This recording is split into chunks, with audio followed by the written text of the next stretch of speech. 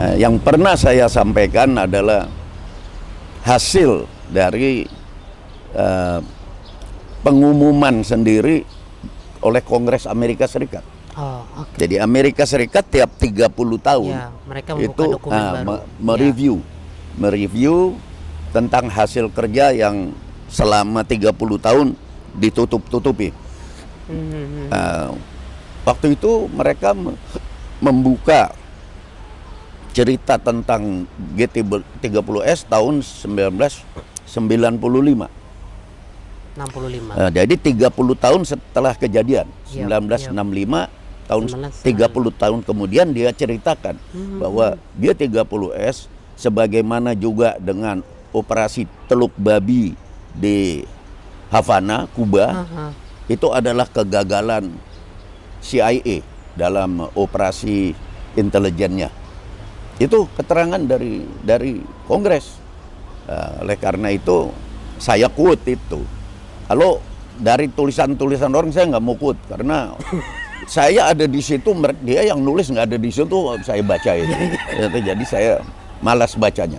Jadi saya tahu dari keterangan itu artinya bahwa sebenarnya negeri kita itu diobok-obok oleh CIA.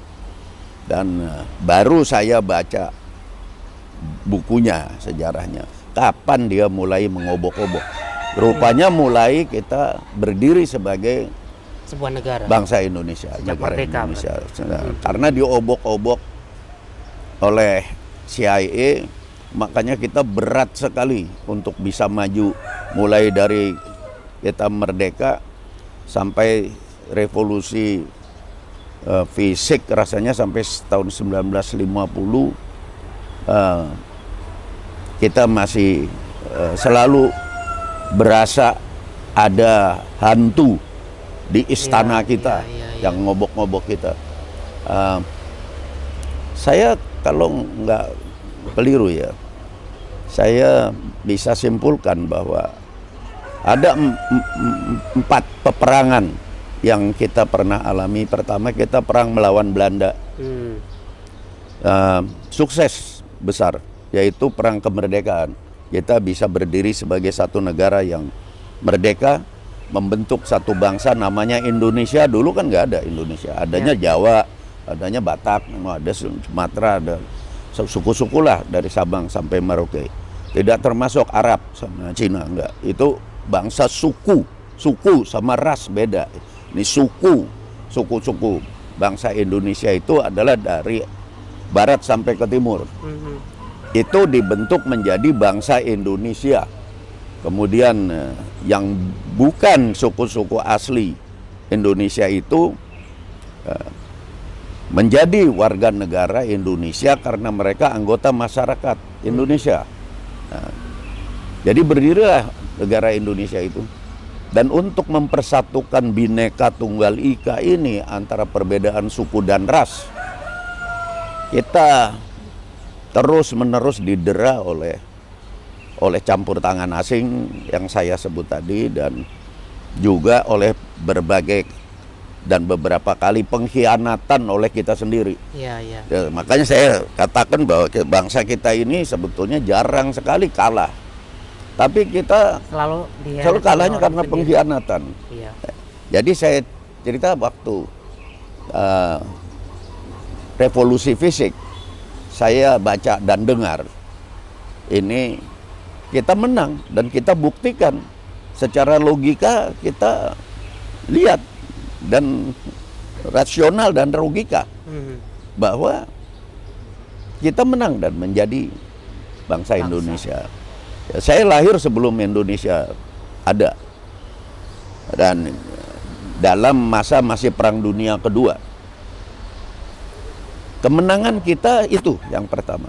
Kemenangan kita yang kedua adalah ketika jadi perang melawan Belanda ya, yang waktu kita perang melawan Belanda lagi, yaitu untuk agresi kedua, merebut, bukan Irian Barat. Itu kan perang kemerdekaan.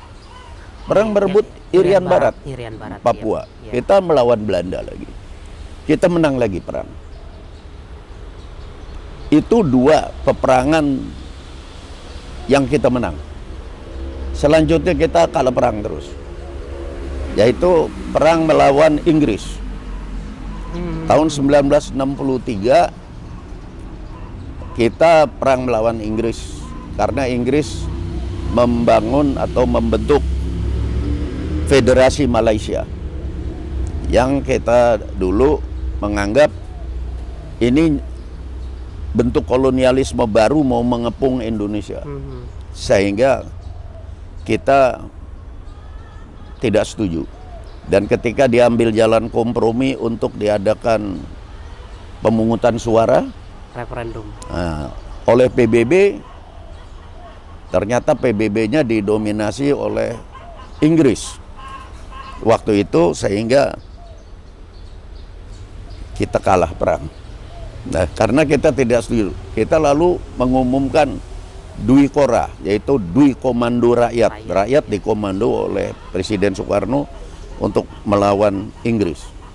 Dan perang melawan Inggris, kita bukan saja kalah dalam intelijennya Inggris sehingga kita kalah perang, tapi karena pengkhianatan dari kita sendiri. Nah, saya ada waktu, saya jawab lagi ya, agak panjang. Begini, waktu perang melawan Inggris, Inggris itu ada di Malaya, belum jadi Malaysia. Kita pun membentuk pasukan namanya TNKU, Tentara Nasional Kalimantan Utara. TNKU ini adalah tentara nasionalis untuk membantu orang-orang Melayu membebaskan diri dari Inggris dan dari Malaysia yang kita sebut boneka dari Inggris. Untuk itu kita mainkan intelijen. Kita mendirikan satu nightclub di Bangkok, namanya nightclubnya Marco Polo. Di situ para tentara Indonesia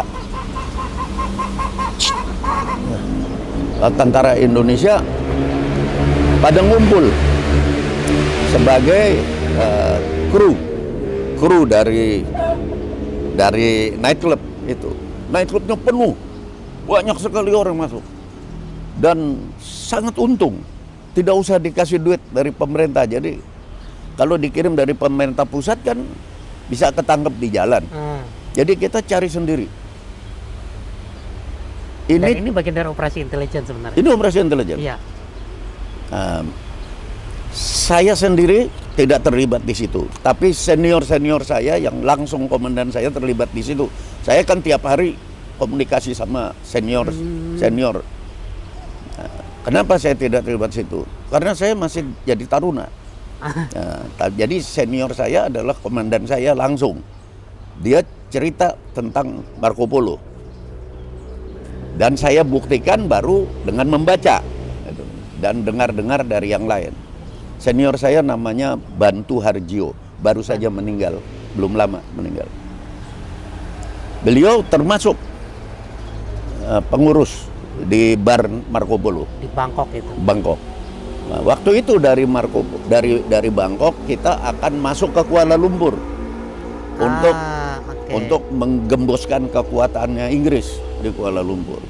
Karena armada Inggris itu kuat sekali berhadapan dengan tentara kita yang juga cukup kuat. Jadi kekuatan militer Indonesia tahun 1961 sampai 1964 adalah yang terkuat di Asia Tenggara. Darat, laut, dan udara. Kita termasuk juga ada kapal selam, orang lain belum punya kapal selam. Termasuk kita punya intelijennya. Ya? Termasuk intelijennya. Intelijennya ya ini yang saya mau ceritain, intelijen. Jadi intelijennya ini sudah siap untuk masuk ke Kuala Lumpur. Diperintahkanlah Pak Bantu Harjio untuk berangkat dari Belawan ke satu tempat, kalau saya nggak salah ingat, Lumut namanya, di Malaysia. Masuk ke sana. Nah, dia berangkat ke sana, menyusup bersama dengan pasukan para komando. beberapa pasukan para komando. Nah, kemudian di Kalimantan Barat itu tentara yang saya sebut tadi, Tentara Nasional Kalimantan Utara, Iya. bergabung dengan pasukan gerilya rakyat Sarawak, PGRS, orang PGRS. Sarawak, yang juga di istilahnya Bung Karno dikentutin oleh Inggris dan PBB, seolah-olah dia sudah mengaku setuju dengan pembentukan Malaysia. TKRS itu ya. Karena itu kita gabung sama PGRS atau Paraku Iya, para. di Sarawak, menyerang pos-pos Inggris. Oh. Itu pun saya belum ikut. Saya mendaftar dari Akademi Militer Nasional. Dari sebelumnya saya mahasiswa Universitas Gadjah Mada. Saya daftar masuk karena saya ingin berperang lawan Inggris. Saya anggap Inggris terlalu sombong, menantang-nantang. Jadi saya bilang saya pengen coba. Saya daftar jadi tentara. Nah, tapi ketika Akademi Militer itu sudah meluluskan saya menjadi Letnan 2, kita sudah damai sama Inggris. Karena Sudah pasca G30S Sudah gak ada perang lagi. nggak ada perang lagi. Aduh, ya saya kecewa berat. Bukan cuma saya, tapi teman-teman saya kecewa karena kita bukan kepengen perang sama cacing cau, nggak mau sama gerilya. Saya mau perang lawan Inggris. Iya, iya. Karena dari kecil kita mulai sekolah rakyat, sekarang sekolah dasar. Guru-guru selalu cerita betapa jahatnya Inggris. Oh, oke. Jadi dia kan penjajah kolonialis tertua yang menguasai dunia ini Inggris. Sampai seluruh bahasa tuh di Pakai dunia harus bahasa Inggris. Iya. Semua Inggris. Amerika kan ekornya aja ikut-ikutan. Nah, kita kembali pada Bar Marco Polo. Bar Marco Polo itu tiba-tiba diangkat di mass media Thailand sebagai tempat berkumpulnya Militer. orang-orang komunis. Kaget semua orang. Jadi karena tempat berkumpul orang komunis, jadi intel-intel Thailand pada nyelidiki di situ. Kan nyelidiki sehingga rencana kita gagal. Rencana operasi intelijen gagal. Nah, kegagalan operasi itu karena ada kebocoran informasi yang menyampaikan ke intelijen Thailand bahwa ini tempatnya orang komunis Indonesia pada ngumpul. Padahal rencana kita waktu itu adalah menghadirkan band Kus Bersaudara untuk main di Marco Polo, kemudian masuk ke Kuala Lumpur untuk main bikin konser Kus Bersaudara di Kuala Lumpur. Pada saat orang pada ngumpul, di situ kita mau serang. Itu tajinya. Tapi tiba-tiba bocor rahasia ini karena pengkhianat. Ini lagi-lagi soal pengkhianatan. Ya. Kus Bersaudara ditangkap di Jakarta, tidak bisa berangkat ke Bangkok. Jadi kan bingung intelijen kita, loh kok nggak bisa berangkat? Ditangkap. Siapa yang nangkap? Rupanya yang nangkap itu nggak jelas siapa. Nah, disitulah pengkhianatan. Tapi saya yakin, mudah-mudahan kan masih ada yang hidup dari Pak Kus Bersaudara. Saya yakin mereka mengira yang menangkap itu adalah pemerintah.